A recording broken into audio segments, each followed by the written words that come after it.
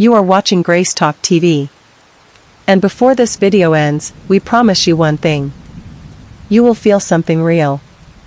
I want to ask you something before we begin. Has anyone ever looked at you, at your age, at your circumstances, at where you are standing right now, and decided for you that it was too late? Too late to try something new. Too late to begin again. Too late to become something different from what you have always been. Has anyone ever said those words to you? Or said them about you when they thought you could not hear? Too old. Too late. Too much time has passed. If you have ever heard those words, this story is for you. Her name was Patricia Lane. She was 58 years old. She had spent 27 years in a marriage that ended without warning on a Tuesday afternoon. In March, she had spent those same 27 years building a life around someone else's needs, raising children, supporting a career that was not her own, slowly and quietly setting aside the version of herself that had dreams and ambitions, and a voice that deserved to be heard. When the marriage ended, she had nothing that was entirely hers. No career. No savings in her own name. No clear idea of who she was outside of the role she had always played. She was 58 years old.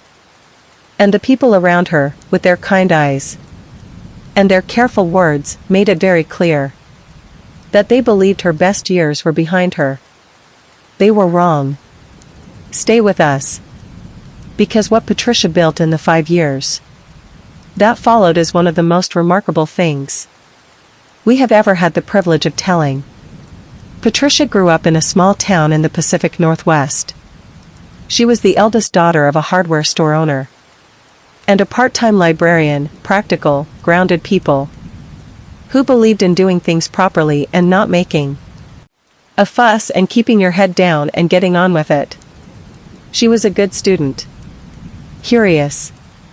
Creative in the way that some children are, always drawing, always making things, always seeing the world slightly differently from the way it was presented to her.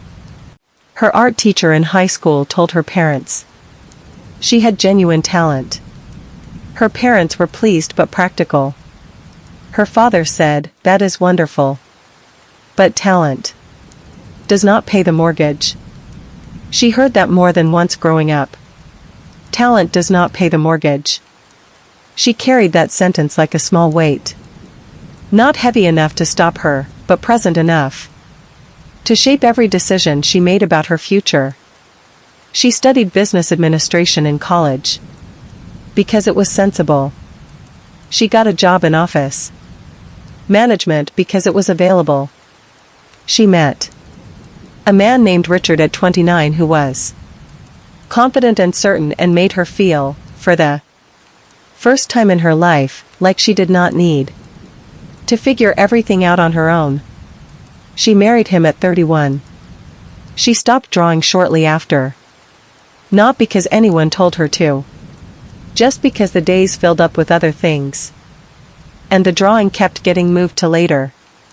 And later never came. The marriage was not unhappy. That is the complicated truth that Patricia spent a long time being honest about, because it would have been easier to tell a simpler story. A story of a bad man. A clear villain. A relationship that was obviously wrong from the start. But that was not what happened. Richard was not a bad man. He was simply a man who had never been asked to consider that his wife had a self that existed separately from the life they had built together. And Patricia had never insisted on it. She had been too good at adapting, too skilled at making herself fit, too accustomed to the idea, inherited from that small town and those practical parents, that your own desires were the last thing on the list. She raised 2 children. She managed the household. She supported Richard through 2 career changes. and one business failure and a period of depression. That lasted almost 2 years. She was present for all of it. She was extraordinary at it. And she was slowly, steadily, almost imperceptibly disappearing inside it. The children grew up and moved away. The house got quieter. And in the quiet, Patricia began to hear something she had not heard in a very long time. Her own thoughts. They were not comfortable thoughts. But they were hers. Richard asked for the divorce on a Tuesday in March. He was calm about it. He had clearly thought about it. For longer than he had let on. He said the things people say in those moments, about growing apart. About wanting different things, about not wanting to waste any more of each other's time. Patricia sat across from him at the kitchen table, where she had eaten breakfast every morning. For 27 years. She listened to all of it. She did not cry. Not then. She waited until he left the room. Then she sat at that table for a very long time. She thought about 27 years. About the drawing she had stopped doing. About the business administration degree she had never really used. About the version of herself she had been at 28, before the marriage. Before the adapting, before the long slow process of making herself smaller to fit a space that had never quite been built for her. She thought about what was left. She was 58 years old. She had a house that would have to be sold. Savings that were mostly in Richard's name. A resume with a 27-year gap where a career should have been. And 2 grown children who loved her. And who, when she called them that evening, said exactly the same thing in different words. Mom. You are going to be okay. She appreciated the sentiment. She was not yet sure they were right. The months after the divorce were the hardest Patricia had ever lived through. Not because of the loneliness, though the loneliness was real and large and present in every room of the house she was trying to sell. But because of what people said. Not cruel people. Kind people. People who loved her. Her sister said, Patricia, at your age, the most important thing is stability. You need to be practical. Her friend from church said, have you thought about going back to office work? You were always so organized. That is a real skill. A career counselor she saw twice told her, with genuine sympathy, that re-entering the workforce at 58 with a long gap was going to be very challenging. That she should have realistic expectations. That there were support programs for women in her situation. Women in her situation. She drove home from that appointment and sat in her car in the driveway for a long time. She was not angry. She understood that everyone was trying to help. But she had heard, in all those careful, kind, realistic words, the same sentence she had been hearing her whole life. Talent does not pay the mortgage. Be practical. Be sensible. Keep your head down. Do not want too much. Do not expect too much. Do not reach for something that might not be there. She sat in that car. And for the first time in 58 years, she decided she was done listening to that sentence. She found the drawings in a box in the garage. She had not looked for them deliberately. She had been sorting through things, the slow, necessary process of dismantling a shared life. When she opened a box that she had not opened in perhaps 20 years. And there they were. Sketchbooks. Notebooks full of drawings. Watercolors she had done in her 20s. Small, careful, genuine pieces that nobody had ever seen except her. She sat on the garage floor and looked at them. For a long time. They were good. Not perfect. Not professional. but real. The kind of real that comes from someone who sees the world in a particular way and has found a way to put that on paper. She thought about her art teacher. She thought about genuine. She signed up for a watercolor class at a local community center. She was the oldest person in the room by at least 15 years. The other students were mostly in their 30s and 40s, people who painted as a hobby, who came on Tuesday evenings to relax and enjoy themselves. Patricia came to work. The instructor, a young woman named Sophie, who had a gentle manner and a sharp eye, noticed Patricia in the first session. After class, Sophie said, "You have done this before." Patricia said, "A long time ago." Sophie looked at the work on Patricia's easel. She said, "How long ago?" Patricia said, "Almost 30 years." Sophie was quiet for a moment. Then she said, "It did not go anywhere. Whatever you had then, it is still here." Patricia looked at her own painting. She said, "I thought it might have." Sophie said, "It does not work that way. Talent is patient. It waits." Patricia drove home that evening thinking about those words. Talent is patient. It waits. 30 years it had waited. She had made it wait long enough. 6 months after she started painting again, Patricia submitted 3 pieces to a small local art show. Not because she expected anything, but because Sophie had said, "You should show people." And Patricia had decided that she was done making decisions based on what she expected to happen instead of what she wanted to try. The show was held on a Saturday afternoon in a small gallery downtown. Patricia attended. She stood near her pieces for a while, watching people look at them, trying to read their expressions, feeling the particular vulnerability of having made something honest and put it in front of strangers. And then a woman stopped in front of one of them and did not move for a very long time. The woman was well dressed, probably mid-40s.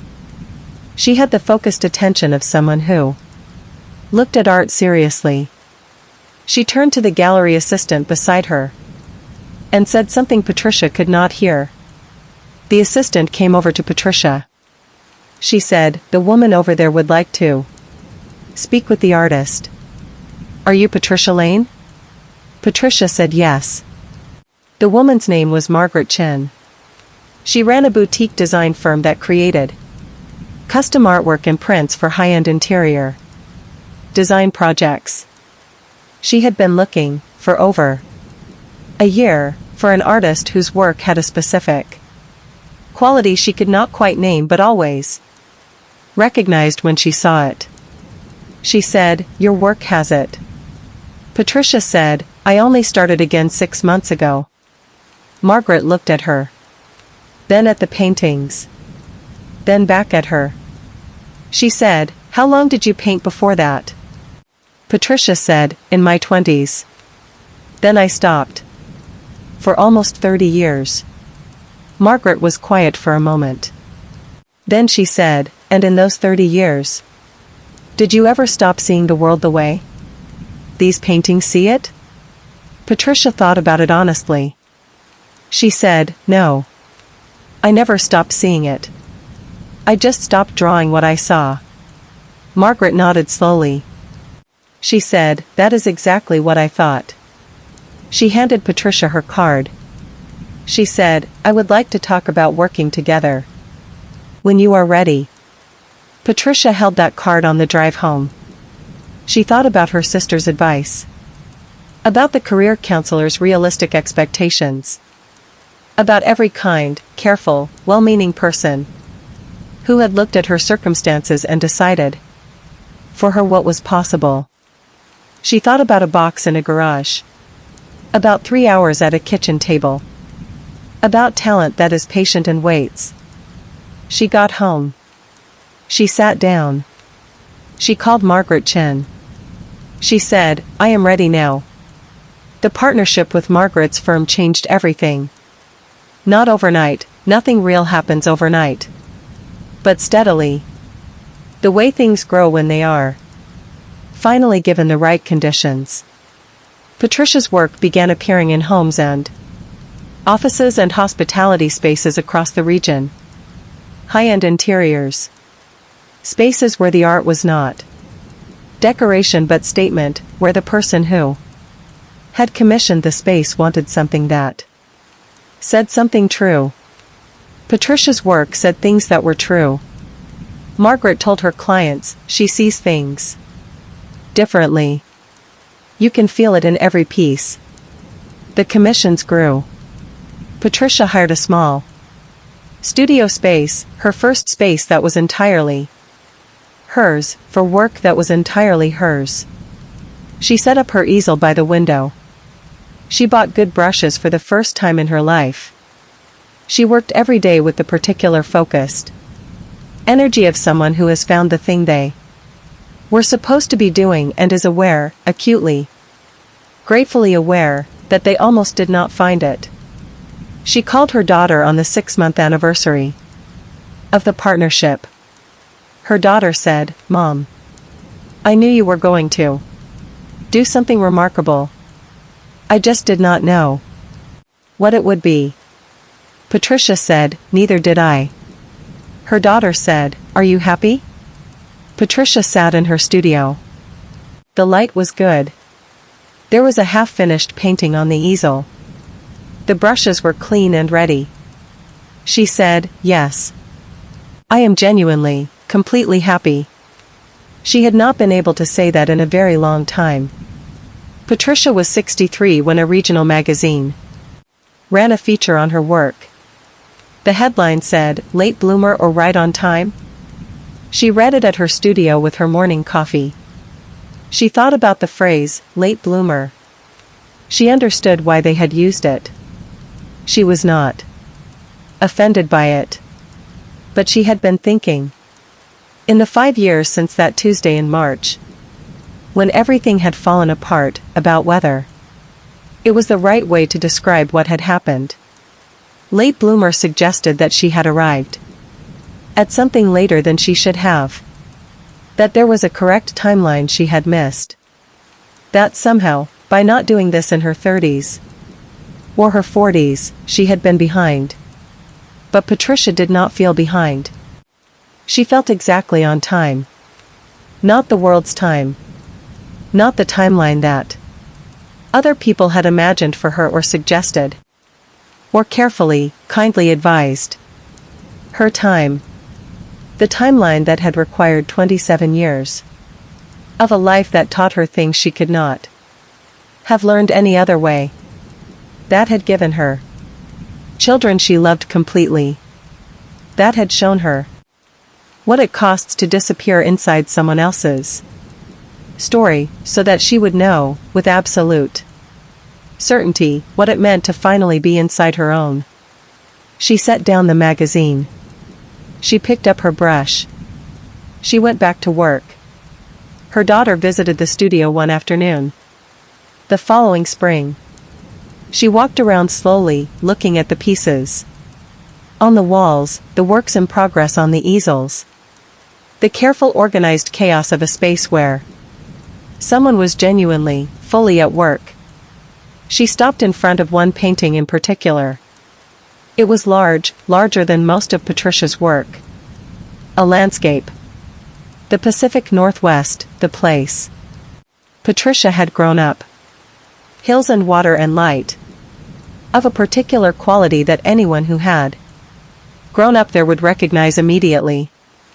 Her daughter stood in front of it for a long time. Then she said, "Mom, when did you paint this?"